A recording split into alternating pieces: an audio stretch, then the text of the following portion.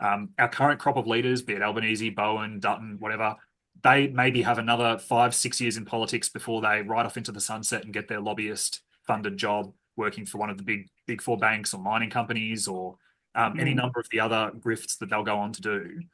And they are just not thinking about the long-term consequences of their actions. They don't care because they don't have any reason to care. So that's the reason I'm running at 38 at a time when I want to be starting a family, when I want to be hopefully buying a home, starting a law career that I had to fight tooth and nail to get. The reason I'm running now is because I don't think we have 10 years. No, we don't. And also the like I'll highlight the Greens, the Greens way of fixing our economy is, tax the rich, tax the rich. Yeah, well, it's the politics of envy. It doesn't work. It's just like it is so stupid that I can't even believe that people fall for this crap. Like you've got 45 billionaires in Australia. What happens when you start taxing all of them? Where are they going to go? Like you start throwing 90% tax rates on our billionaires, then you still like you make what 40 billion?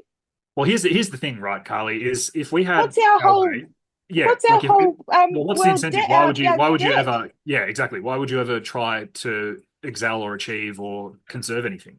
And if our policy was implemented on income tax, we would have a flat 20% income tax. Gina Reinhart, Clive Palmer, they'd all pay 20%.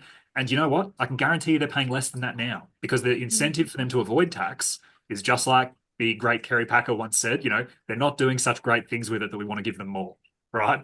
And you've got this complexity, you've got the really punitive taxation bracket system where the more you earn, the more you get taxed. So there's an incentive not to declare earnings. It's worth more. It's worth more to these people to avoid tax than to simply pay tax. And basically simplifying the system, streamlining the system, having a lower percentage rate, but a higher collection of tax is the way to go. There's no other solution to this problem than to make the system simple and fair enough that it incentivizes rather than discourages hard work and innovation. And in this country, unfortunately, we've just got this culture of penalizing success, of tall poppy syndrome, of, you know, entitlement, and it needs to end.